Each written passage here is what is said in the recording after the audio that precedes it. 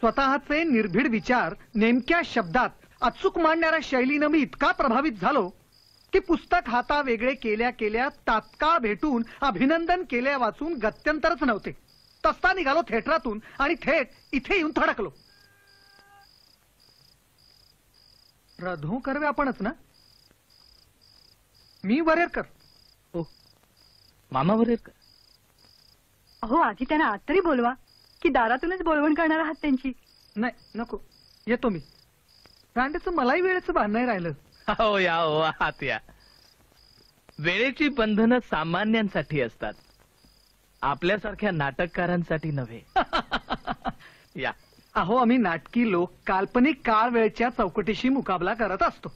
आपण वास्तवातल्या काळाची बंधनं तोडत आहात कर्वे.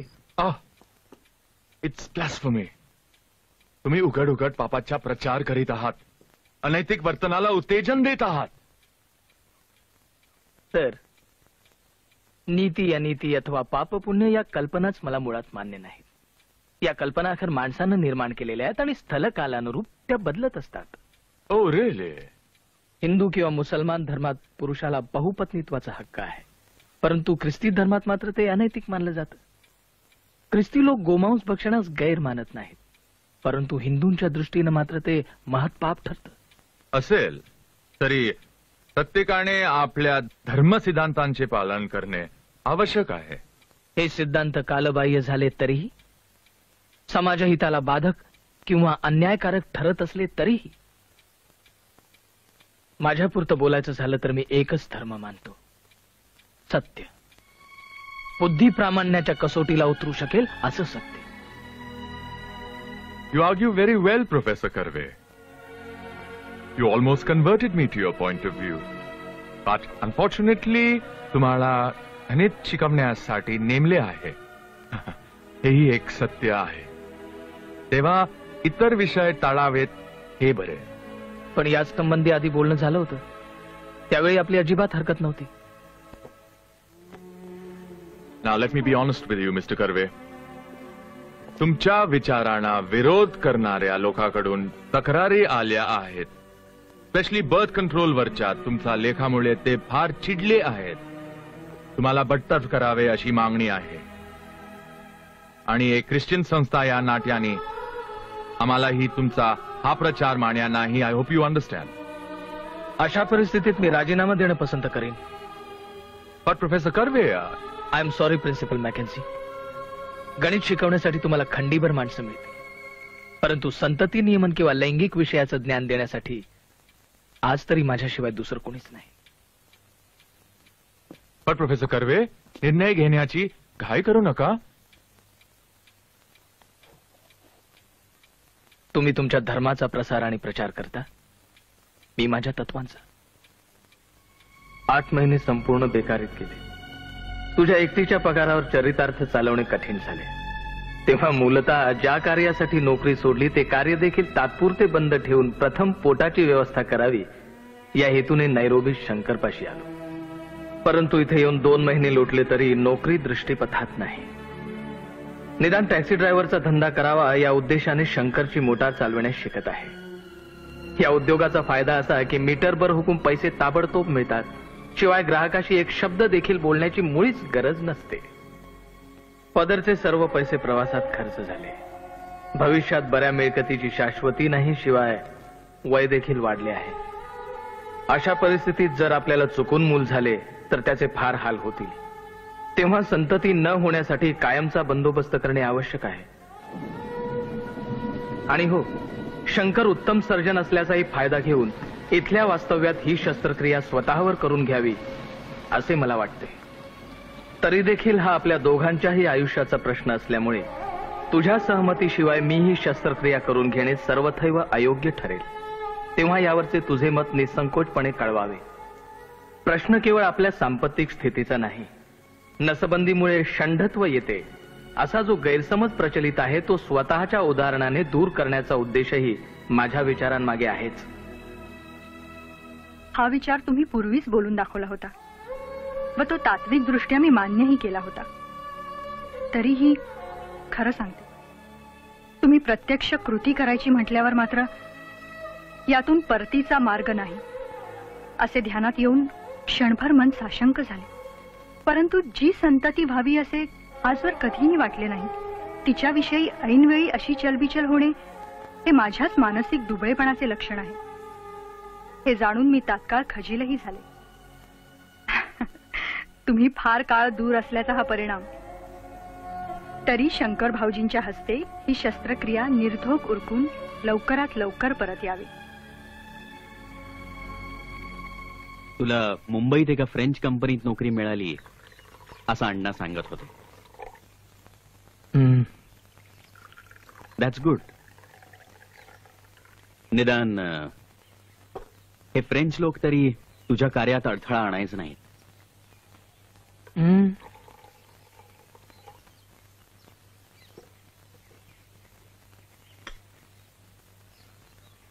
अजून माझ्यावर राग धरू नये. हो ना रघु?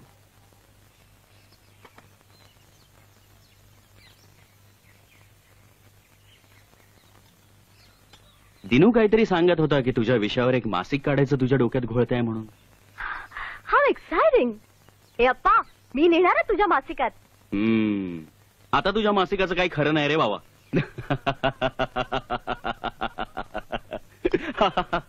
ओ, you never take me seriously. तू यांच्या बोलण्याकडे अजिबात लक्ष देऊ नकोस. पुढच्या वेळेला येशील ना, तेव्हा you must tell me all your plans. Tata. चकू. हो, उशीर करणार नाही. And Appa, I mean what I say. हो, काहीतरीच काय. माझ्या विचारांना आपल्या मासिकात स्थान देण्या इतपत धैर्य कुठल्याही संपादकापाशी नाही. त्यामुळे मी स्वतःच मासिक सुरू करतोय. काय? हो, मासिकाचं नाव समाज स्वास्थ्य असेल आणि व्यक्तींच्या व समाजाच्या शारीरिक आणि मानसिक आरोग्याची तसेच त्यासंबंधीच्या उपायांची चर्चा करणे हा समाज स्वास्थ्याचा उद्देश असेल. रांडेच्या उद्देशाबद्दल वाद नाही हो, पण गैर मांडणार नसाल तर एक विचारू. भांडवलाची व्यवस्था झाली आहे ना? सध्या कशी का असे ना एक नोकरी आहे, महिन्याच्या महिन्याला पगार मिळतोय. पुढचं पुढे बघू. मासिक काढायची कल्पना उत्तम आहे, पण माझ्या मते निव्वळ संतती नियमनावरच्या मासिकाला फार मर्यादा पडते. आज बहुसंख्य लोकांना ते लिखाण पटायचंही नाही की रुचायचंही नाही. बहुसंख्य लोकांचं मनोरंजन करणारी मासिकं मराठीत पैशाला पासरीभर आहेत. पण संतती नियमन किंवा इतर लैंगिक विषयांचा साधा उच्चार करायलाही कोणी तयार नाही. मग त्यावर शास्त्रीय दृष्टिकोनातून निकोप चर्चा करणं तर दूरच राहिलं. खरं तर समाजातील सगळ्याच गोष्टींचा बुद्धिप्रामाण्यवादी दृष्टिकोनातून विचार होणं आवश्यक आहे. Unless we learn to think rationally, there is no future for our country. You are absolutely right.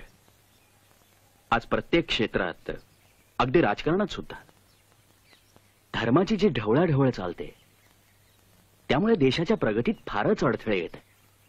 राष्ट्रहिताच्या कुठल्याही प्रश्नावर तर्कशुद्ध चर्चा करणं कठीण होऊन बसलंय. यावर लिहिण्यास नाही आवडणार तुला? अंधश्रद्धा आणि नीती अनितीच्या मूर्ख कल्पना यावर हल्ला चढवणारी एक संपूर्ण लेखमालिका लिहायला घेतलेली आहे. पहिल्या लेखाचं शीर्षक आहे विनय म्हणजे काय. हो, विनय. अहो, स्त्रियांच्या या तथाकथित गुणगौरवासाठीच तर मराठी नाटककारांची लेखणी योगानुयोगे झेजते आहे. मुळात विनय हा स्त्रियांचा स्वाभाविक गुण नव्हे. असं बहुतेक समाजात पुरुषांचे वर्चस्व असते आणि त्याचा परिणाम म्हणूनच स्त्रियांवर लज्जाविषयक निर्बंध लादले जातात असा माझा दावा आहे. काय सांगताय राव? म्हणजे समाजाचं किंबहुना पुरुषांचं दडपण नसेल तर हिंदुस्थानी बायका परपुरुषाशी मोकळेपणानं वागतील का नाही? You tell me, why not? शिवाय विनयाची कल्पना समाजागणिक बदलतेच ना मामा. अहो, इंग्लंडमधल्या घरंदाज शालीन स्त्रिया औपचारिक समारंभात खांदे आणि छातीचा बराचसा भाग उघडा असणारे गाऊन्स घालतात ना, पण त्यांचे हात किंवा पावलं पुरुषांच्या नजरेस पडली तर मात्र ब्रिटिश मर्यादेचं उल्लंघन होतं म्हणे.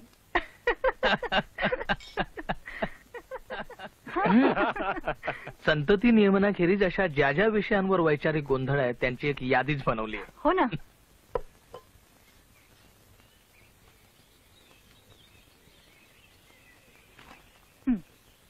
वेश्या व्यवसाय, ब्रह्मचर्य आणि कौमार्य, कुमारी माता, विवाह संस्था, लैंगिक स्वातंत्र्य. रधो कर्वे इथेच राहतात. हो. शिंदे आर्टिस्टनी मुखपृष्ठासाठी चित्र पाठवलंय. द्या हा? द्या. घ्या की.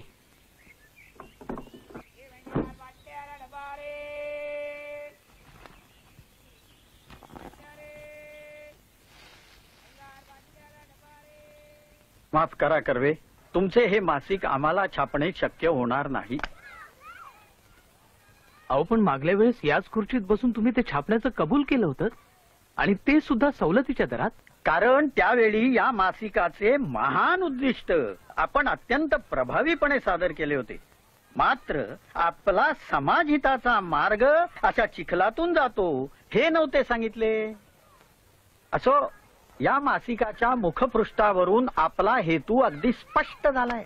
माझा हेतू नेहमी स्पष्टच असतो देवळे, आणि समाज स्वास्थ्याचा संकल्प सत्य सांगण्याचा आहे. आणि सत्य हे नेहमी नग्नच असतं, हा या मुखपृष्ठामागचा विचार आहे. वा. आणि नग्नता मुळात अश्लीलच असते असे आमचे ठाम मत आहे. आपलं मध्ये काही हे पहा कर्वे, प्रत्येक विषयासंबंधीची आपली मतं फार प्रक्षोभक आहे आणि ती छापून मुंबई वैभव छापखान्याची प्रतिष्ठा धुळीला मिळवण्यात काय अर्थ आहे? मुंबई वैभव छापखाना उदार मतवादी म्हणून ख्यातनाम असलेल्या सर्वंट्स ऑफ इंडिया सोसायटीच्या मालकीचा आहे की एखाद्या पुरसटलेली मतं असलेल्या धंदेवाईकाचा? उगाच त्रागा कशाला करता कर्वे? तुमची मते पटतील अशा कुणी हे जरूर छापावे.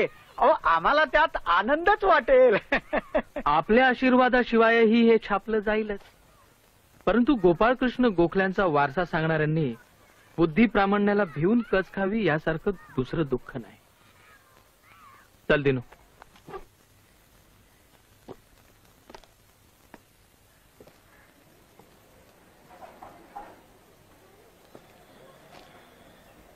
देवळ्यांनी देखील मासिक छापायचं नाकारलं, हो ना?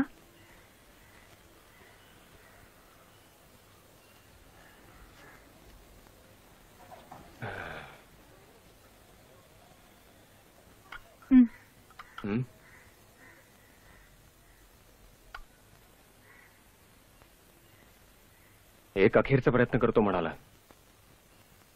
आणि तू काळजी करशील अशी सबब देऊन मला घरी पिटाळलं.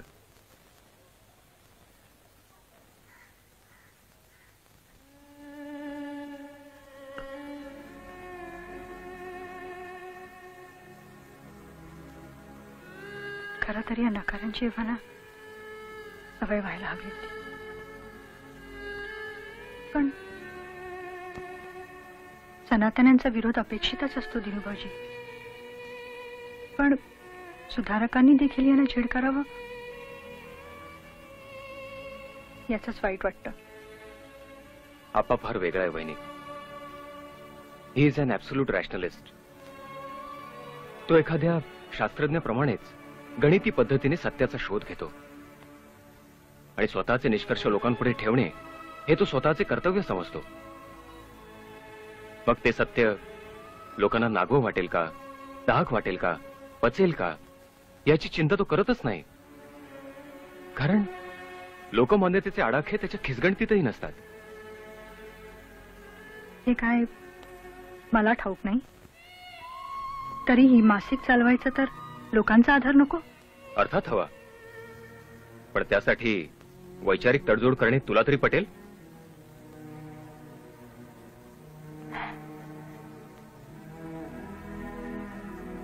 बघशील तू वहिनी,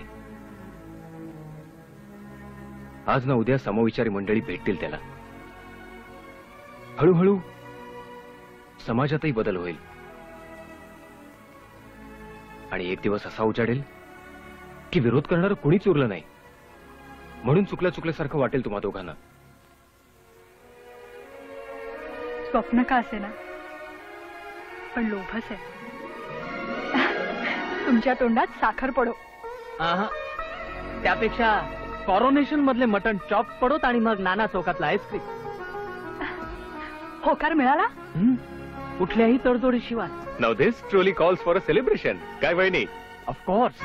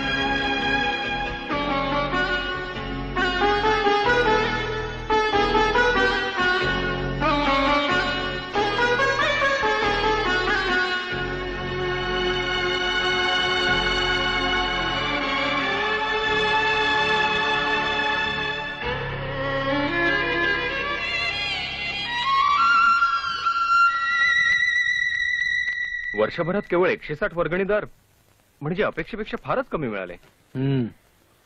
जरूर पडल्यास पुन्हा पदरचे पैसे खर्च करून आणखी एक वर्षभर तरी मासिक चालवणं आवश्यक आहे. आणि यापुढे जाहिरातींविषयी मात्र नीट विचार व्हायला हवा. त्याशिवाय खर्च भरून निघणं कठीण आहे. खरंय. जाहिरातदारांना खुश करणं किंवा त्यासाठी स्वतःच्या मतांना मुरड घालणं मला बिलकुल जमायचं नाही. आप्पा, कुणाला वाटेल तुला नुकसान सोसायची हौसच आहे. फायदा मिळवण्याची अक्कल नसणं याचा अर्थ नुकसान सोसण्याची हौस असणं असा होत नाही. Dinu,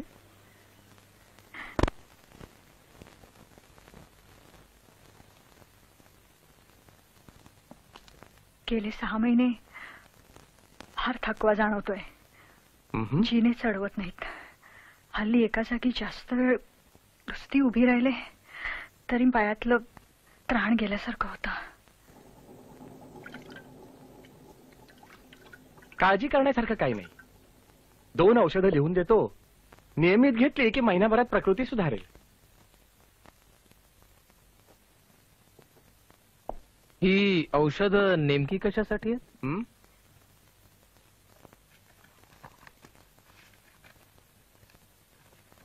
C me after a month. शक्यतो उन्हात घराबाहेर पडू नका. Please pay the fees to my assistant. या प्रचंड थकव्याचं नेमकं निदान आधीच्या 2 डॉक्टरांना करता आलं नाही. निदान तुम्ही तरी ते कराल अशी माझी अपेक्षा होती. डॉक्टर, तपासणीत काही निष्पन्न झालं नाही, पण एक कारण असू शकेल. तुमच्या लग्नाला 15 वर्ष झाली असतील. 18. पण त्याचा काय संबंध? इतक्या वर्षात तुम्हाला मूल नाही. कारण आम्ही पहिल्यापासूनच संतती नियमन करत आलो आहोत. एक्झॅक्टली. इतकी वर्ष हे उपाय केल्यामुळेच प्रकृतीस इजा झाली असण्याची शक्यता नाकारता येत नाही. व्हॉट? अहो, तुमच्यासारख्या बड्या आणि नामी डॉक्टरांना असं संपूर्ण चुकीचं आणि त्याहीपेक्षा अशास्त्रीय विधान करणं योग्य नाही. लुक मिस्टर कर्वे, हे केवळ माझंच नाही तर कित्येक मोठ्या मोठ्या डॉक्टरांचं देखील हेच मत आहे. अलीकडे डॉक्टर अजिंक्यांनी जो लेख लिहिला ना त्याच्यात तर. हो, वाचलाय मी. परंतु आधुनिक शास्त्रीय उपायांनी शरीरास कुठल्याही प्रकारे इजा होत नाही हे नुकत्याच लंडनमध्ये भरलेल्या आंतरराष्ट्रीय परिषदेत मान्य झालेलं आहे. आणि ते सुद्धा 150 डॉक्टरांच्या सभेत 147 मतांनी. हे तुम्ही लोकांनी वाचलेलं दिसत नाही. हे आधुनिक उपाय तुम्हाला किंवा डॉक्टर अजिंक्यांना ठाऊक नसल्यास त्याबद्दलची माहिती मी तुम्हाला अवश्य पुरवीन. मी बाहेर थांबते.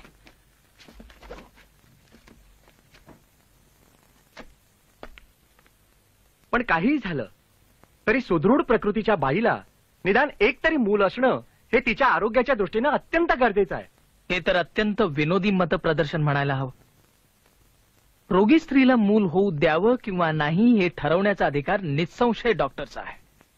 पण एखाद्या धडधाकट बाईला एकही मूल नको असेल तरीही ते तिला झालंच पाहिजे असं म्हणण्याचा अधिकार कुणाच्याही बापाला पोचत नाही, अगदी डॉक्टरच्याही. How dare you. मला तुमच्याशी वाद घालत बसायला वेळ नाही. किंबहुना पुरेसे मुद्दे नाहीत. तुमच्या विद्वान स्नेहांना एक निरोप द्यायचा होता. त्यांना म्हणावं, नैतिक बाबतीत तारे तोडणं हे वैद्यकीय विद्वत्तेत शोभत नाही.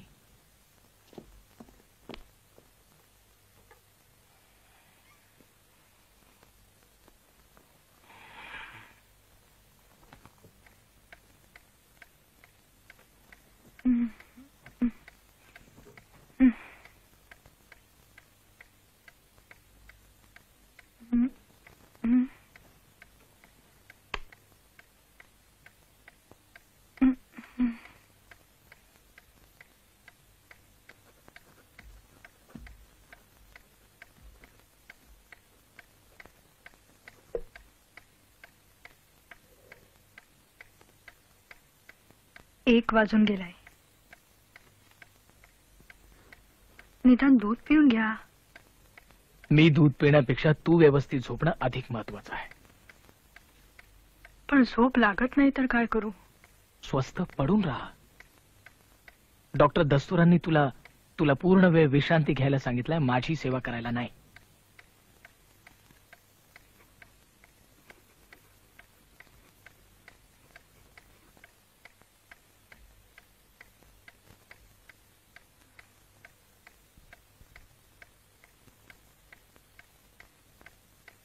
गेलं वर्षभर विश्रांती घेण्यापलीकडे दुसरं काय करते मी? नोकरी सोडून घरी बसले तर माझ्या पायी पाण्यासारखा पैसा जातोय. तुम्ही दिवस रात्र मर काम करायचं, ते निमूट हात पडून राहायचं.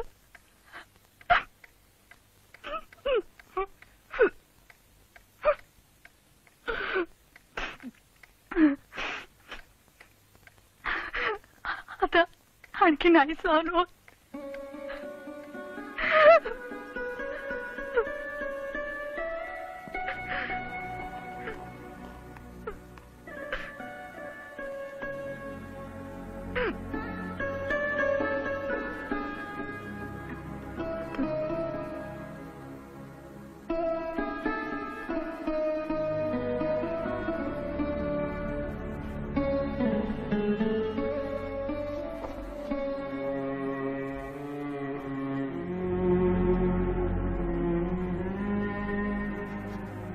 थोडं दूध घे, बरं वाटेल.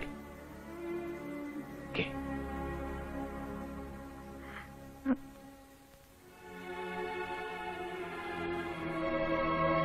मालती, गेलं 1.5 वर्ष सगळ्या डॉक्टरांनी चुकीचे उपचार केले म्हणून हा आजार बळावला. एरवी पर्निशियस अॅनिमिया तसा दुर्धर रोग नव्हे. आणि आता डॉक्टर दस्तुरांनी रक्ताची तपासणी करून ही औषधं दिली आहेत. शिवाय तू लवकर बरी होशील अशी हमी देखील दिली आहे. पण त्यासाठी आवश्यक तेवढा वेळ द्यायला नको का? असा धीर सोडून कसा चालेल?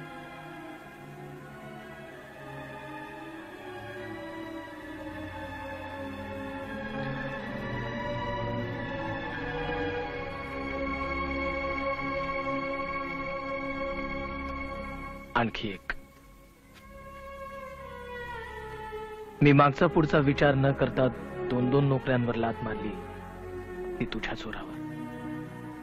आज सुद्धा आर्थिक नुकसान सहन करून मी समाज स्वास्थ्य चालवू शकतो आहे ते तुझ्याच पाठिंब्यामुळे. मग तू आजारी असताना मी थोडासा भार उचलला तर त्यात तुला अपराधी वाटून घेण्याचं कारण काय?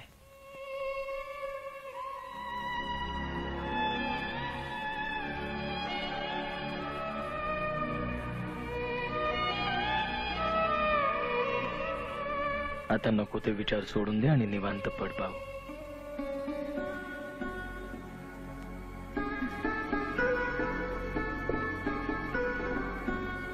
चल.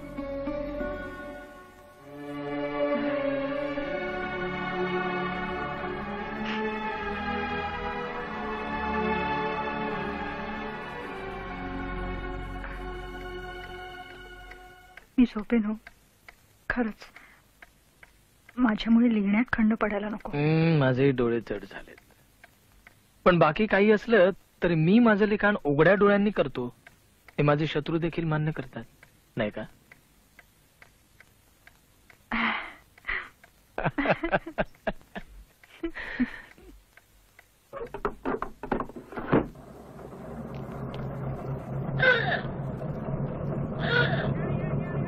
रघुनाथराव, दिवसेंदिवस आपले दर्शन दुर्मिळ होत चाललेले आहे, हे बरे नव्हे. हा, तुम्ही नाटकातलं राजकारण सोडून खऱ्या राजकारणात पडलात तेव्हा आमच्यासारख्यांना भेटण्यास तुम्हाला फुरसत कशी मिळावी?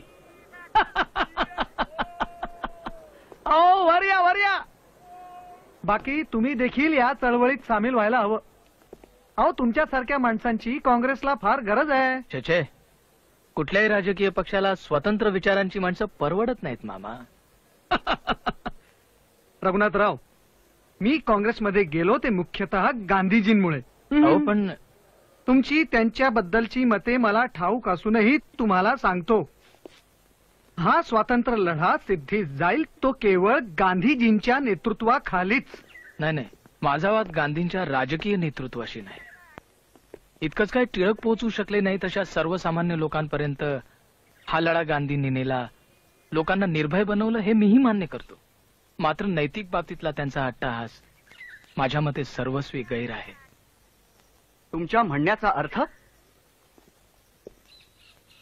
आत्म्याचा आवाज, उपोषण इत्यादी आध्यात्मिक कल्पनांकडे एक वेळ दुर्लक्ष केलं तरी स्त्री पुरुष संबंधांसारख्या महत्वाच्या विषयावरचे त्यांचे विचार बिलकुल तर्कशुद्ध नाहीत. मग काय गांधीजींनी नैतिकतेचा पुरस्कार करण्याऐवजी तुमच्याप्रमाणे काम स्वातंत्र्याचा पुरस्कार करावा? छे, कुठल्याही राजकारण्यास तो परवडण्याजोगा नाही. पण निदान संतती नियमनासाठी ब्रह्मचर्याचे पालन करण्याचा उपदेश तरी त्यांनी मुळीच करू नये. एका पुण्य पुरुषाविषयी असे बोलण्याची तुमची हिंमत तरी कशी होते? नाहीतर काय, गांधींचं आत्मचरित्र तुम्ही वाचलेलं दिसत नाही. निदान तुम्ही तरी ते वाचलं असावं. मला एक सांगा, जे आत्मसंयमन गांधींसारख्या महात्म्याला वयाच्या 37व्या वर्षापर्यंत जमलं नाही, ते सामान्य तरुणास जमणं केवळ अशक्य नाही काय? आम्हाला अहिंसेची शिकवण आहे म्हणूनच केवळ आज. एरवी सदा सदा सदा अरे पण मामांचा मान राखण्यासाठी मी अधिक बोलत नाही, पण तुम्ही तुमच्या मासिकामधून गांधीजींसारख्या महात्म्यावर जी टीका चालवली आहे ती तात्काळ बंद करणे शहाणपणाचे ठरेल. समाजहितास बाधक अशी मतं गांधींनी व्यक्त करणं थांबवलं की माझी टीकाही आपसूक थांबेल. रघुनाथाच्या लिखाणामुळे एकीकडे गांधींचे अनुयायी आणि दुसरीकडे कर्मठ सनातनी ब्राह्मण दोघही खवळलेत. चला तर, म्हणजे दोन विरुद्ध प्रवृत्तीच्या लोकांना एका दिशेला वळवायचे काम इंग्रज सरकारनंतर थेट आमच्या चिरंजीवांनी केले म्हणायचे. ही विनोद करण्याची वेळ नव्हे अण्णा. वातावरण तापत चालले म्हटल्यावर तरी थोड्या सबुरीने घ्यायचे, पण नाही, उलट व्यभिचाराचा प्रश्न हा लेख लिहून याने आगीत तेल ओतले. तुम्हा आम्हासही स्त्री स्वातंत्र्य हवे आहे अण्णा, परंतु स्त्रियांना स्वैर समागमाचा सल्ला देणे म्हणजे. आधी शांत व्हा मास्तर. या बसा, इथे बसा.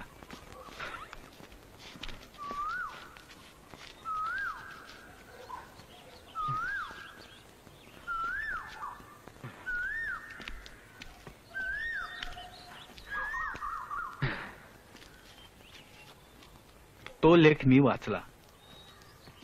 रघुनाथाचे कित्येक विचार मलाही पटत नाहीत आणि ते वेळी अवेळी प्रसिद्ध करण्याचा हा प्रकारही पसंत नाही.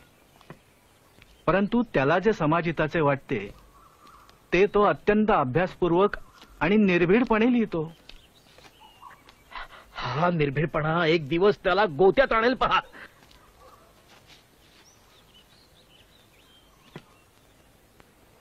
समाजात सुधारणा करायची झाल्यास समाजास डिवचता कामा नये हे माझे मत आहे.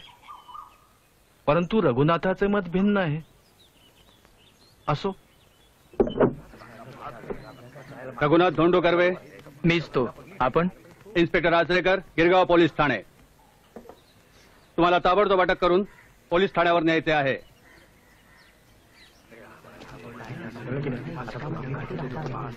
एक मिनिट, सर्च वॉरंट आहे. उचल रे.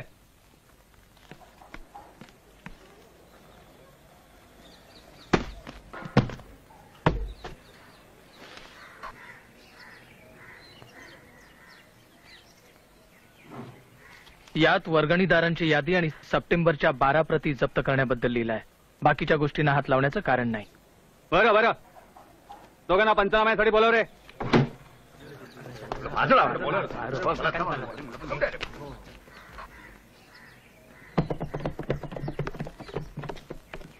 जामीन मिळेल, काळजी करू नकोस.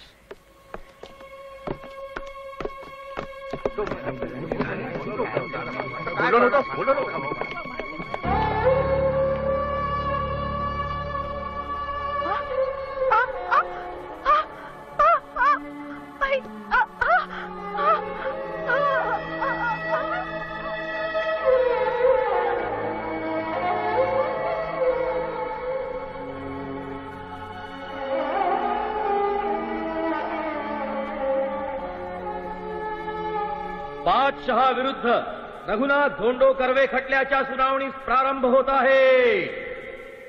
आरोपी रघुनाथ कर्वे समाज स्वास्थ्य नावाच्या मराठी मासिकाचे संपादक व प्रकाशक.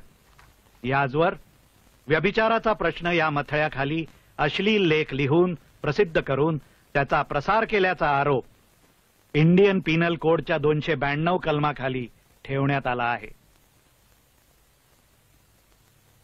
आरोपीस गुन्हा कबूल आहे काय? नाही युअर ऑनर, मला आरोप सर्वस्वी नाकबूल आहे.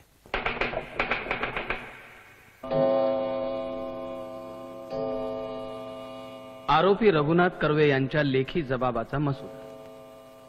प्रस्तुत लेखाचा उद्देश हल्लीच्या विवाह संस्थेतील दोष दाखवून सामाजिक समजुती बदलण्याचा आहे. स्त्री ही नवऱ्याची मालमत्ता आहे या समजुतीतूनच व्यभिचाराचे स्तोम माजवले जाते.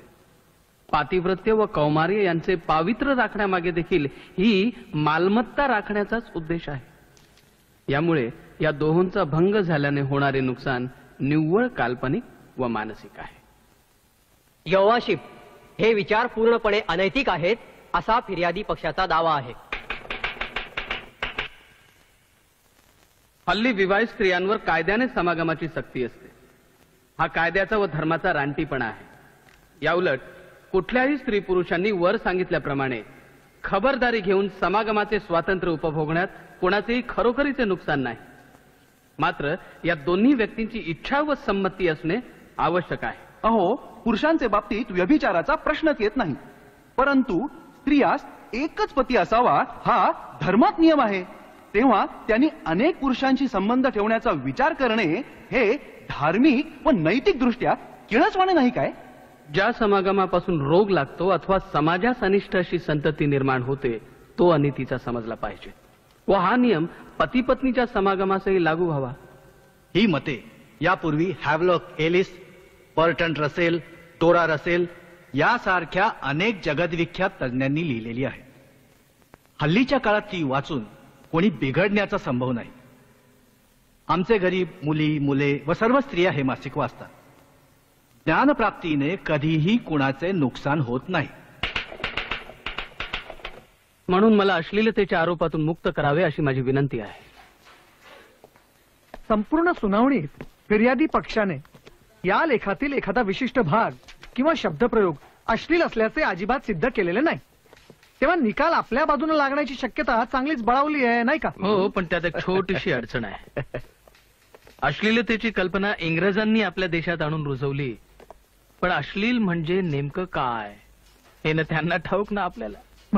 म्हणजे प्रचलित कायद्यात अश्लीलतेची नेमकी व्याख्या नाही. काय सांगताय काय? हो ना.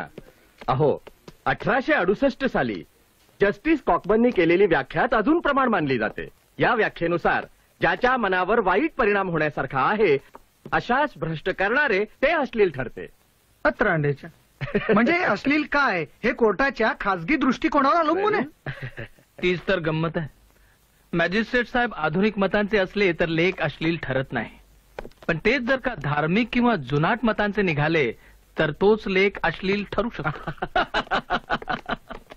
जस्टिस कॉकबर्न यांच्या व्याख्येच्या आधारे आरोपी रघुनाथ धोंडो कर्वे यास इंडियन पिनल कोडच्या 292 कलमाखाली गुन्हेगार ठरवून कोर्ट त्यास 100 रुपये दंडाची शिक्षा फरमावित आहे.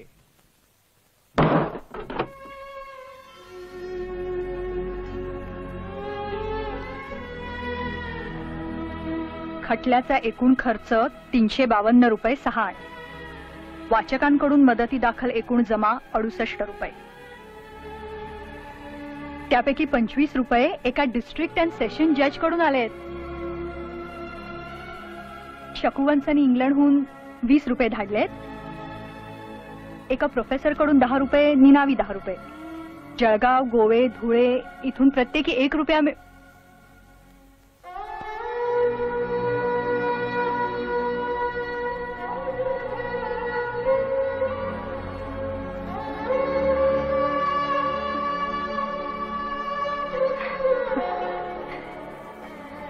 इतके लोक आपल्या बाजूचे आहेत. मग आणखी काय हवं?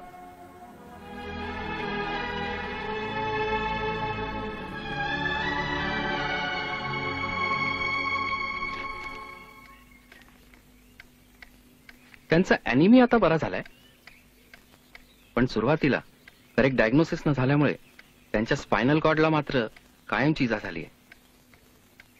यावर काहीतरी उपाय असेल ना? खर्चाची फिकीर करू नका डॉक्टर दस्तूर. सॉरी मिस्टर कर्वे, अजून तरी तशी ट्रीटमेंट अवेलेबल नाही. आता त्यांना सपोर्ट शिवाय चालता यायचे नाही. Except for this handicap she is fine.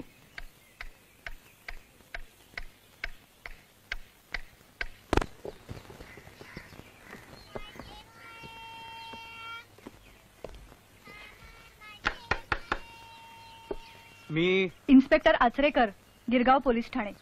हो ना? रघुनाथ धोंडो कर्वे येतीलच इतक्यात.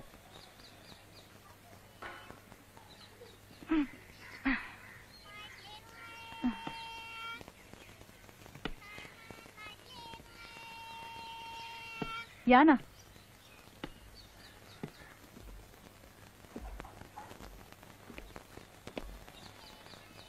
बसा. काळजी करू नका. पळपुटेपणाची सवय नाहीये यांना. घ्या, आलेच. समाज स्वास्थ्य नामक गुजराती मासिकाचे संपादक श्रीयुत रघुनाथ धोंडो कर्वे याचवर डिसेंबर 1933च्या अंकात अश्लील पत्रव्यवहार प्रसिद्ध करून त्याचा प्रसार केल्याच्या आरोपावरून इंडियन पिनल कोडच्या 292 कलमाखाली सदरहू अटक वॉरंट जारी करण्यात येत आहे. तुम्ही आता रात्री बैठक बोलवा. सगळ्या मंडळींना तसा निरोप द्या. मी स्वतः. डॉक्टर आंबेडकर. हो, या रघुनाथराव या. आपण बसा. आईल जॉइन यू. हो. उद्या बैठकीतच आपण काय तो निर्णय. बाबासाहेब. बर, नमस्कार. राम राम.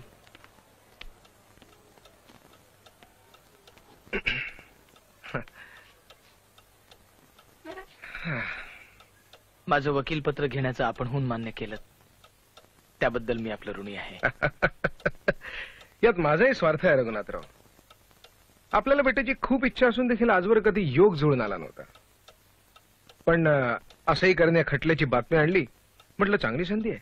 हा आपला चांगुलपणा आहे. छे छे, अहो खरोखरच आपल्या कार्याविषयी मला अतिशय आदर आहे.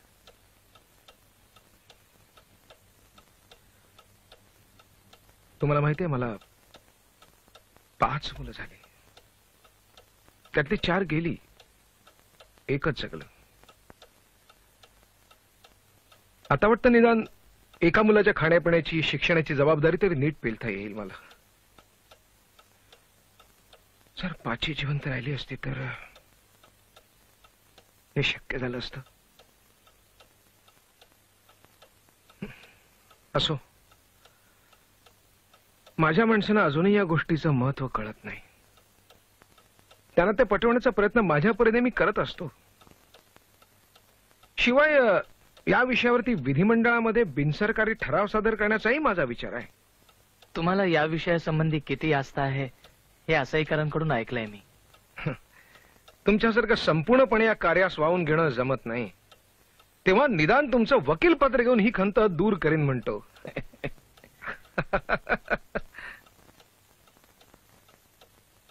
सरकारने हा खटला वाचकांच्या तथाकथित अश्लील पत्रावर आधारला आहे. पण अशा पत्रव्यवहारात वाचकांचे प्रश्न आणि संपादकीय उत्तर यांचा एकत्रितपणे विचार व्हायला हवा नाही का? बरोबर. वाचकांच्या प्रश्नांवरून त्यांची लैंगिक अपप्रवृत्ती उघड होते असं जरी क्षणभर मानलं तरी कर्व्यांची उत्तर त्यास बिलकुल उत्तेजन देत नाही. उलट वाचकास त्यापासून परावृत्त करतात. कर्व्यांचा हेतू प्रबोधनाचा होता हा आपल्या बचावाचा मुख्य मुद्दा असावा. हे कोर्टात सादर करण्याजोगे काही तज्ञांचे उतारे आहेत, तुम्ही ते जरा नजरेखालनं घालता का? तसंच मी हा एक कच्चा मसुदा तयार केलाय. आपल्या लैंगिक विषयासंबंधी उघड बोलण्याची चोरी असल्यामुळे वाचकांच्या मनात वेड्या वाकड्या शंका उद्भवतात. त्यांचे निरसन होणे सामाजिक आरोग्याच्या दृष्टीने अत्यावश्यक आहे. त्यामुळेच कोर्टाने अशा मजकुरावर बंदी घातल्यास अपप्रवृत्ती अधिकच वाढीला लागतील. एक बोलू का? ऑफकोर्स. माझ्या लेखांची पद्धत भावनाविरहित, शास्त्रीय आणि जितक्याच तितकी असल्यामुळे वैद्यकीय पुस्तकांना लावले जाणारे मानदंडच त्यांनाही लावायला हवेत. A good point. तुमच्या लेखीचा बाबत आपण घालूया. आणखी कर्व्यांना एकदा याच कलमाखाली शिक्षा झाली आहे हे कोर्टात नक्कीच उगाळलं जाईल. नेमकी कशाबद्दल शिक्षा होणार हे ज्यात आगाऊ सांगितलेलं आहे असा कुठलाही कायदा मी आजवर मोडलेला नाही. पण कोर्ट कुठल्या गोष्टीला अश्लील ठरवणार हे आधी कसं कळावं? रघुनाथराव, एका प्रसिद्ध इंग्लिश लेखकाच्या म्हणण्यानुसार विटेकर पंचांग सोडल्यास दुसरे काहीही अश्लीलतेच्या कचेटातून सुटणे कठीण आहे. येऊ मी? हा, जरूर. असंही कारण मी सर्वस्व पणाला लावू याची खात्री बाळगा. थँक्यू.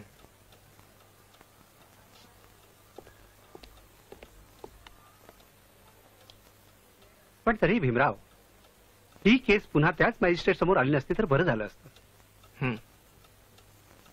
सर्व परिस्थितीचा विचार करता हे कोर्ट गुजराती समाज स्वास्थ्याचे संपादक रघुनाथ धोंडो कर्वे यास अश्लीलतेच्या आरोपावरून दोषी ठरवित आहे आणि आरोपी कर्वे यांचा हा दुसरा गुन्हा आहे हे लक्षात घेऊन 200 रुपये दंड व तो न भरल्यास 3 आठवडे सक्त मजुरीची सजा फरमावित आहे.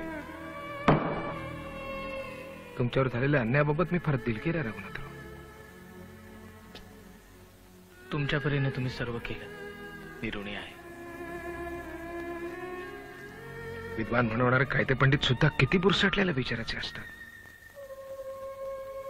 हेच या निकालावरून पुन्हा एकदा सिद्ध झालं.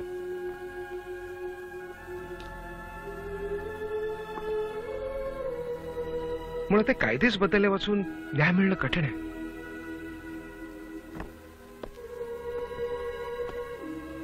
कायदे बदलल्यामुळे एक वेळ कोर्टात न्याय मिळेल, पण जोवर लोकांचे विचार बदलत नाही तोवर खरा न्याय कुठून मिळेल?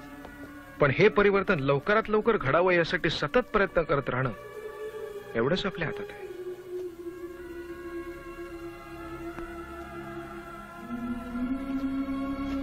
तुमचा लढा फार एकाकी आहे रघुनाथराव, पण एक ना एक दिवस तुम्ही त्यात यशस्वी व्हाल मला खात्री आहे. All the best.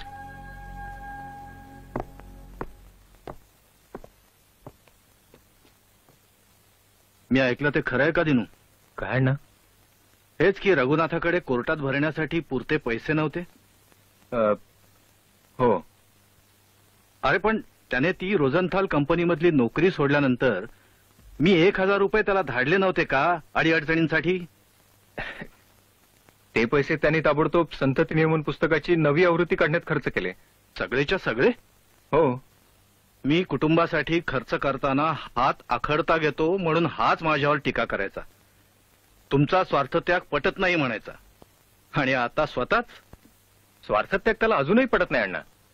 पण आप्पाच्या खासगी आयुष्याची आणि कामाची एवढी सरमिसळ झाली आहे की ते 1000 रुपये आपण स्वतःवरच खर्च केले आहेत अशी त्याची प्रामाणिक समजूत आहे. त्याच्या या कामाची त्याला एक लहानशी पावती तरी मिळावी असे वाटल्या वाचून राहत नाही बघ. गाडी आहे राव. ए पड रे.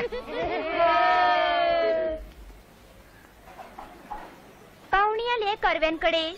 गोरी मड्डम. बायको निकामी झालीये तेव्हा कामशास्त्राचे धडे घ्यायला कुणी विद्यार्थिनी नको का? श्रीमती हाव मार्टिन इंग्लंडमध्ये संतती नियमनाचा प्रचार करतात. शिवाय त्याविषयीच्या आंतरराष्ट्रीय माहिती केंद्राच्या चिटणीस आहेत. कॅप्टन पिल्ले मॅरेज हायजीन नावाचं मासिक चालवतात आणि ही माझी पत्नी मालती मला क्लिनिक चालवायला मदत करते. आपल्याला भेटून फार आनंद वाटला. नमस्ते.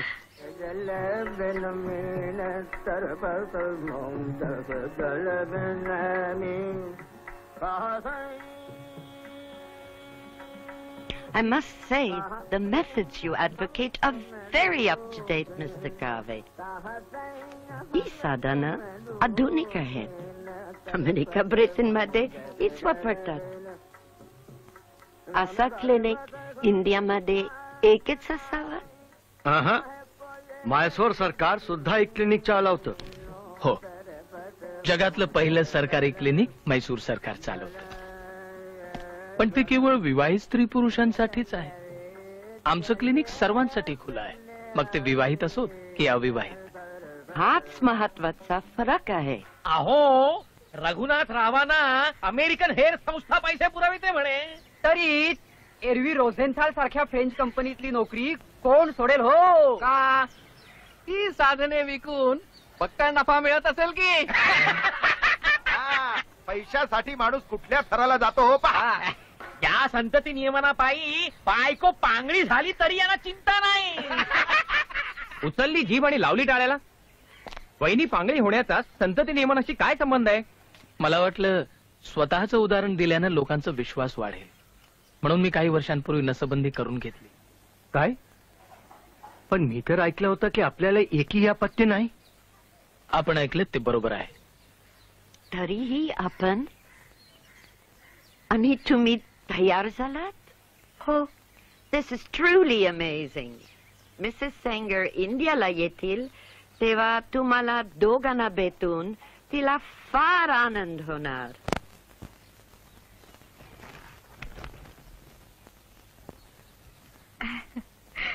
हे वाचलं का? आपल्या सँगरबाई अखेर गांधीजींना भेटल्याच म्हणायच्या. त्या दिवशी गांधीजींचं नेमकं मौनव्रत होतं. असं? मग गांधीजींनी ही उत्तरं पाटीवर लिहून दिली की काय? बाईंची समजूत होती संतती नियमनाबद्दल गांधीजी अनुकूल प्रतिक्रिया देतील. पण गांधीजींची एकूण मतं ऐकून त्यांची फारच निराशा झालीचं दिसतंय. ते अपेक्षितच होतं. पण बाईंनी भरपूर प्रसिद्धी तर पदरी पाडून घेतली. आजकाल निव्वळ काम करणं उपयोगाचं नाही. कामाची जाहिरात करून सतत प्रसिद्धीच्या शोधात राहणं अधिक महत्वाचं झालंय. आणि नेमकं तेच मला जमत नाही. त्यामुळे लोकांना माझ्या कामाची किंमत नाही.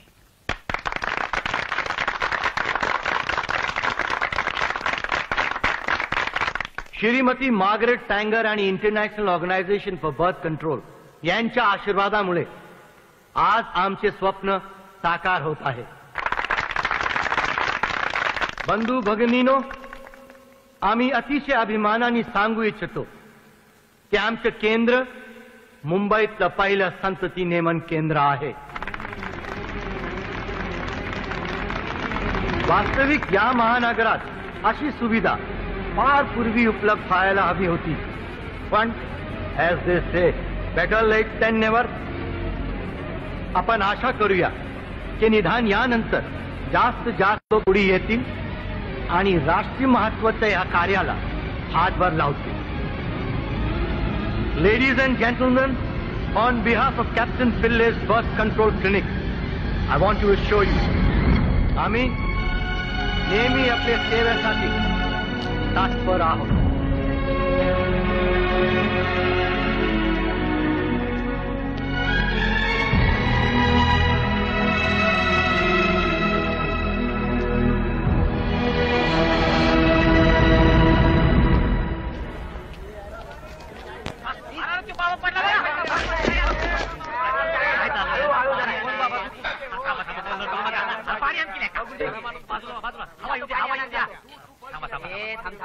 फार खटवाळ उघडलं. काय झालं बाबा? अरे कर्वे संतत नियमनवाले पलीकडे राहत्यात भटवाडीत. असं हा ठीक आहे पोचवतो आम्ही त्यांना. काही नाही, अतिश्रमाने ओढून घेतलंय हे दुखणं. प्रकृतीपुरती बिघडण्यापूर्वी जरा विश्रांती घ्यावी, मोकळ्या हवेच्या ठिकाणी जावं. हे सुचलंय नसेल तुला? हो सुचलं ना, पण मी विश्रांती घेत बसलो तर कामं कुणी करायची? आज 11 वर्ष समाज स्वास्थ्याचा अंक ठरल्या तारखेला निघतोय. बाकी काही नाही, पण निदान वक्तशीरपणाचं श्रेय उरू दे माझ्याकडे. हो, मासिक एकट्याने चालवायचा हा आणखी एक हट्ट. हट्ट?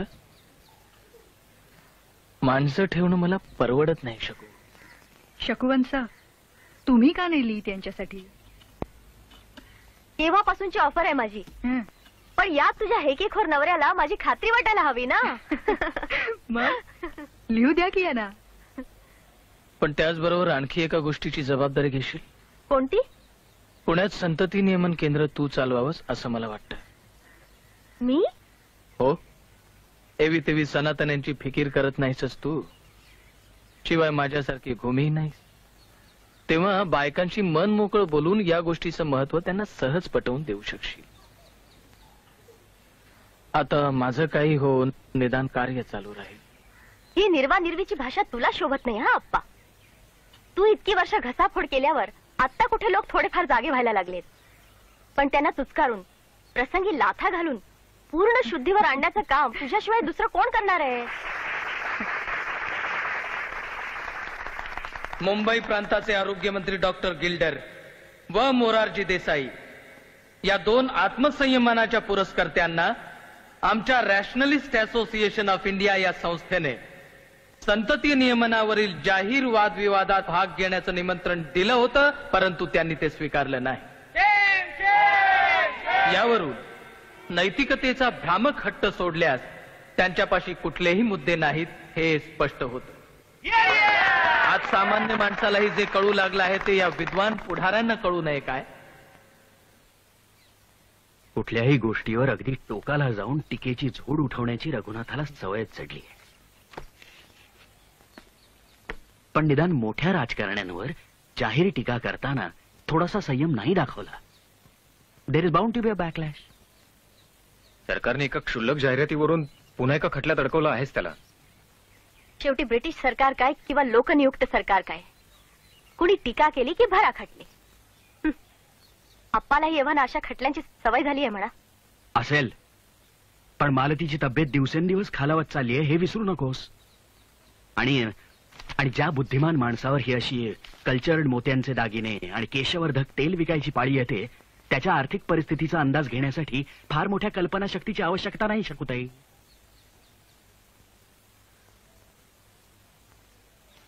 तुमची काळजी रास्त आहे. आप्पाच्या मतांमुळे आणि कडक टीकेमुळे मासिकाला जाहिराती मिळणं जवळजवळ बंद झालंय.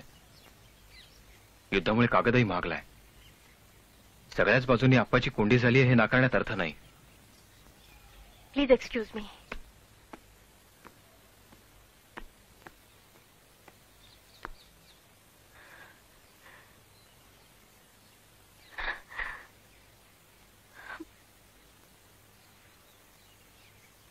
The 8th Indian Division led the Allied attack on the German Winter Line across the Sangro and smashed it.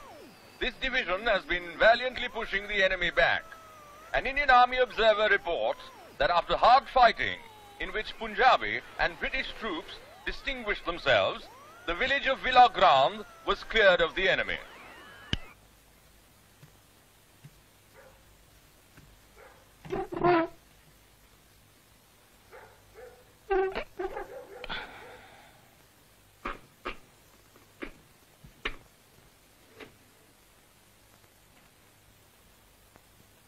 युद्धामुळे संतती नियमनाची साधने आयात करण्यावर निर्बंध आले आहेत आणि हे ओळखूनच आम्ही यापूर्वी काही साधने स्वतः बनविण्यास सुरुवात केली. परंतु त्यासाठी लागणारा कच्चा माल मिळणेही सध्या कठीण होऊन बसले आहे.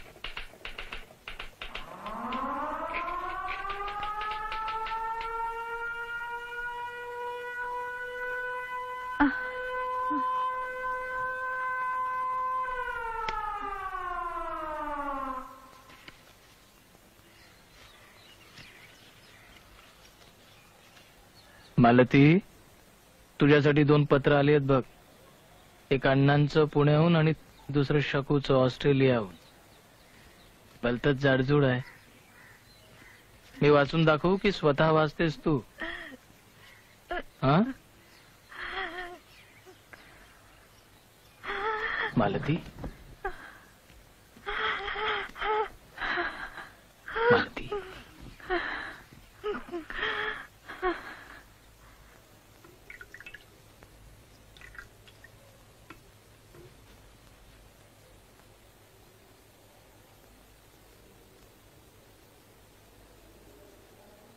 किती वर्ष माझी तुम्हाला काडीची मदत नाही.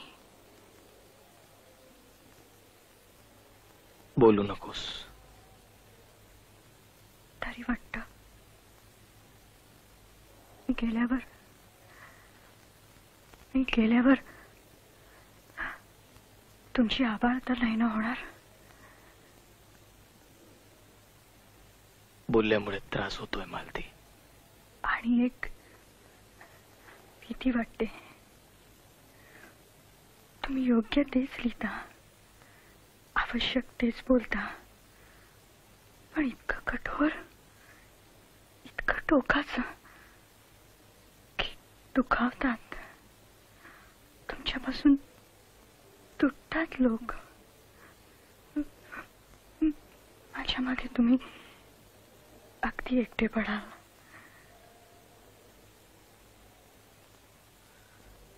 तू म्हणतेस ते सारं खरं आहे मालती, पण त्याला इलाज नाही.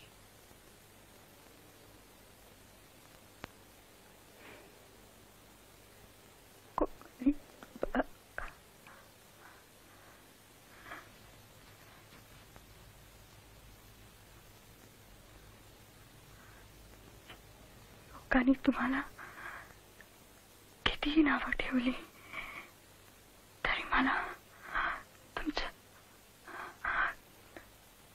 तुमची बायको असल्याचा फार फार अभिमान वाटतो.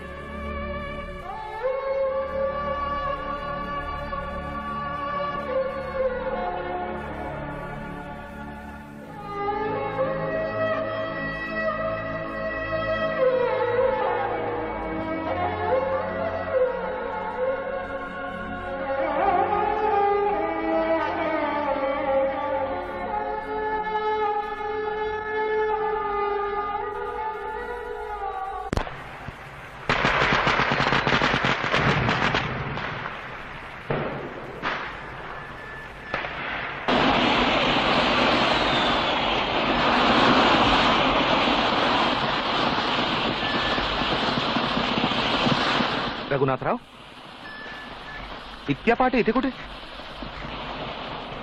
आज मी येणारच होतो. मालतीबाई इस्पितळात असल्याचं कळलं.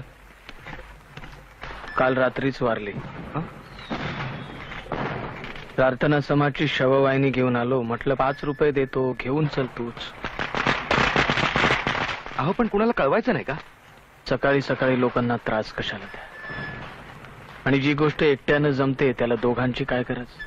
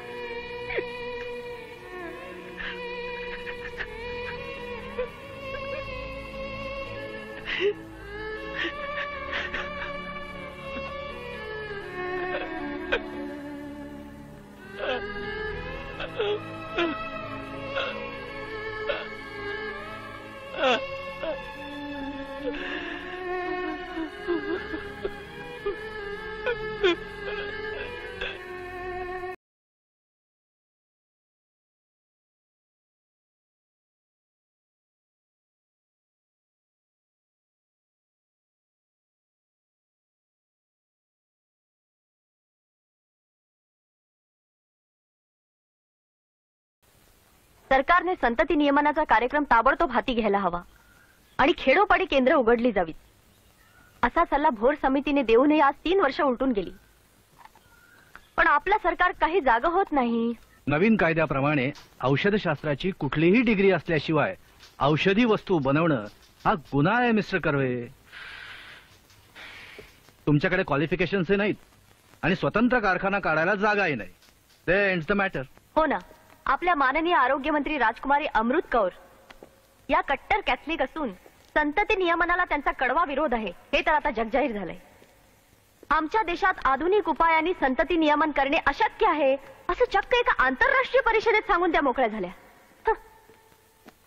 त्याही पेक्षा खरी अडचण नेहरूंनी युनायटेड नेशन्सच्या आर्थिक समिती समोर केलेल्या विधानामुळे निर्माण झाली आहे. हिंदुस्थानची लोकसंख्या वाजवीपेक्षा कमीच आहे कारण अजून बऱ्याचशा विस्तीर्ण प्रदेशात वस्तीच नाही. हे त्यांचं म्हणणं कुठल्या समंजस माणसाला मान्य होईल? माझ्याशी कशाला वाद घालताय? हा प्रस्ताव प्राधान्य देण्याच्या योग्यतेचा आहे असं सरकारला अजिबात वाटत नाही. त्यामुळेच संतती नियमनाची साधने आयात करण्याचा परवाना नाकारण्यात आलाय असं यात स्पष्ट म्हटलेलं आहे. नेहरूंवर अजून स्वातंत्र्यपूर्व काँग्रेस संस्कृतीचा पगडा असला तरी ते मूलतः बुद्धिवादी व विज्ञाननिष्ठ आहेत. राष्ट्रीय व आंतरराष्ट्रीय अशा दोन्ही स्तरांवर टीका झाल्यास ते आपले विचार बदलतील अशी आशा करायला अजून जागा आहे. आज आपल्या सरकारपुढे अशा लैंगिक प्रश्नांपेक्षा कितीतरी महत्वाचे प्रश्न आजपासून उभे आहेत हे लक्षात ठेवा मिस्टर कर्वे. आणि उगाच अशा गोष्टींमध्ये तुम्ही स्वतःचा आणि इतरांचा वेळ वाया घालवू नका.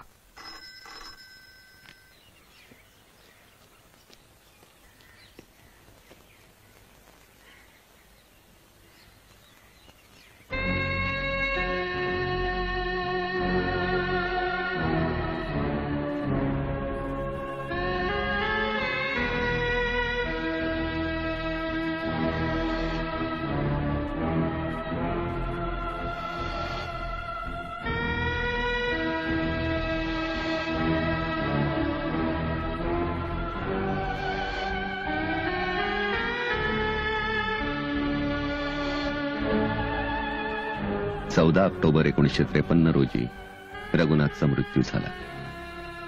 निधनाच्या 1 वर्ष आधी त्याच्या चाहत्यांनी त्याचा सत्कार घडून आणला. पण अशी माणसं मोजकीच होती. रघुनाथच्या हयातीत त्याचा आवाज त्याच्या देशबांधवांपर्यंत पोचला नाही. निदान आज तरी तो पोचतोय का? भारतात दररोज 55,000 मुलं जन्माला येतात. 11 मे 2000 रोजी 1 अब्जावं भारतीय मूल जन्माला आलं. 2020 साली भारत हा जगातील सर्वाधिक लोकसंख्येचा देश असेल.